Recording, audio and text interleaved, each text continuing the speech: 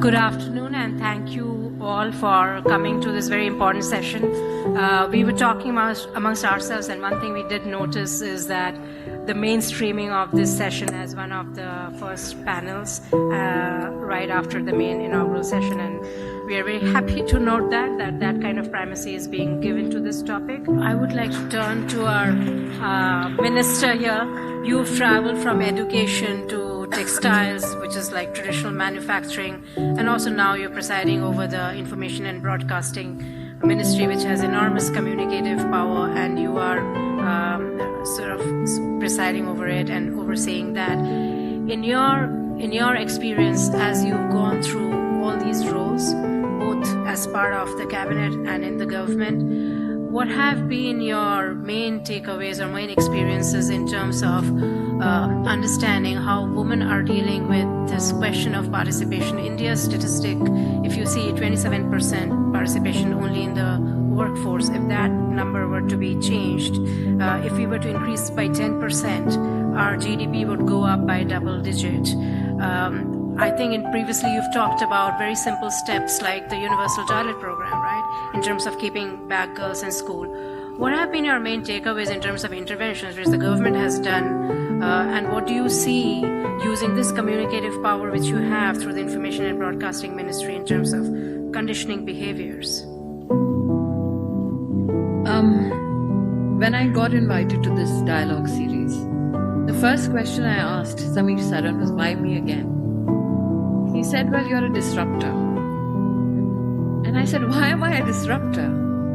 He said, well, you can speak what comes to your mind, and hence you're a disruptor in administration. And then I looked at what this dialogue was all about in the brief that is available on the internet. And that brief, I, as a little experiment, gave it to 5 women who are not in administration, who are hoping to be a part of decision making and want to be policy analysts.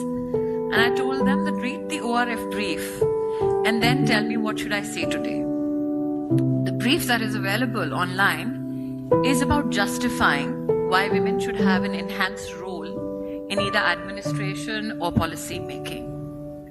And every girl that I told to give me research came back with numbers exactly that I've heard on this dais today, telling me that women spend more on social issues, telling me that they focus a lot on education and healthcare, telling me that whenever money comes in, as Wendy said, they come in, the men come in, and then they become focused on infrastructure and big spending.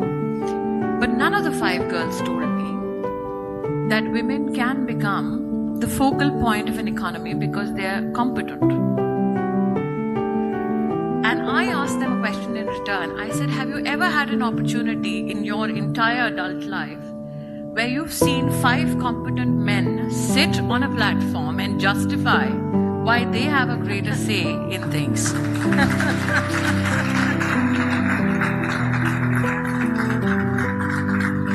So we have 5 women here from across the world speaking for our entire gender and convincing people why women should be a bigger part of decision making.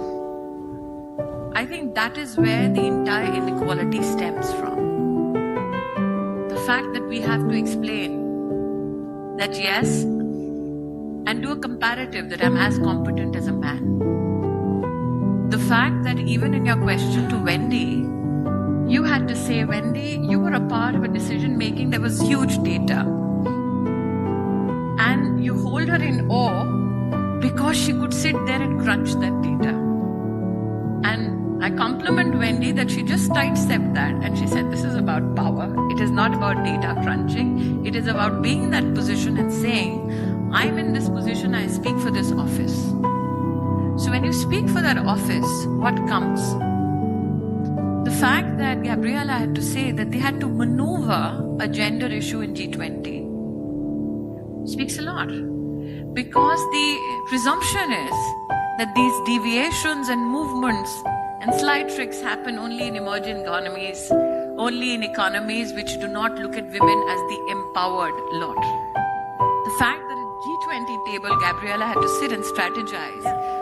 How to put gender ahead speaks volumes.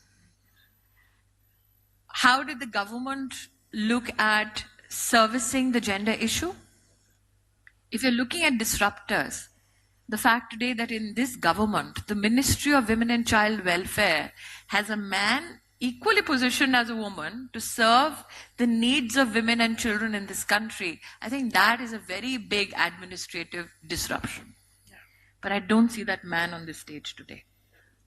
I see all these gentlemen listening to us, but that gentleman who's in an administrative post serving the interests of women in our country is not here today. And I think that should give us a little pause for introspection, that whether we as women only identify our gender to be the problem solvers, or do we view men equally participative in administration of applying themselves to solutions that men and women both need in our country. When I look back at my administrative life of 3.5 years, as an administrator, not as a woman, as an administrator, I'm proud of the fact that my Prime Minister said that when you look at the basic needs of a girl going to school, she drops out of school because she doesn't have a toilet separately to go to. So he said, what has never been done in the history of our democracy, can we do it in 1 year? Can we build a toilet for a girl child in every government school in the country, but can we do it in 1 year? We build over 400,000 toilets in 1 year. That is a record for any economy in this country, in the world. And what did we see? We saw more and more girls get enrolled. Why? Because they didn't have to go home or skip school or just walk out of school just because they were getting into a period of life where they needed that facility and they wanted to shamelessly ask about it. So I think that when you're looking at tools of empowerment, these are the small stories. I have a story of this young 37-year-old tribal girl who becomes a sarpanch and says that, well, mostly the citizens that I serve come from poor families. What do? She looks at other aspects of administration and service, but she says, I will take a 30,000 rupee loan. I will go get everybody, men and women included, tools for farming, tools for horticulture, lease it to them, not take a government grant. This is somebody who's already in an administrative position, but understands that I will take that loan from a bank, give it to people, make them self-sufficient, and administratively, I'll focus on rainwater harvesting. For me, that tribal girl, 37 years of age, she is a hero. Because she knew that finances I'll take from a bank, pay them back, have my community empowered, but administratively, I'll look at, as a tribal leader, rainwater harvesting. Those are the fascinating stories. When we say that only look at education, only look at health because we are women, I think that is the greatest injustice we do to ourselves as competent women. And that is the greatest insult we can thrust upon a man, that you do not have the competence to look at education and health from a female perspective. I think they're equally empowered when given administrative posts. The only pathway we have to design now is how can that policy decision become gender neutral? The only decision I want as a woman today is not to be excluded from the whole process just because I'm a woman. Exclude me by all means if I'm incompetent. And I think that is the balance that we need to reach. Like Wendy said, and I clapped the loudest when she spoke, don't be afraid when you sit there and exercise that power. Don't be squeamish about it. But be equally aware that if you're incompetent, you will be kicked out, and do not use your gender as a crutch. Yeah, of course. Yeah.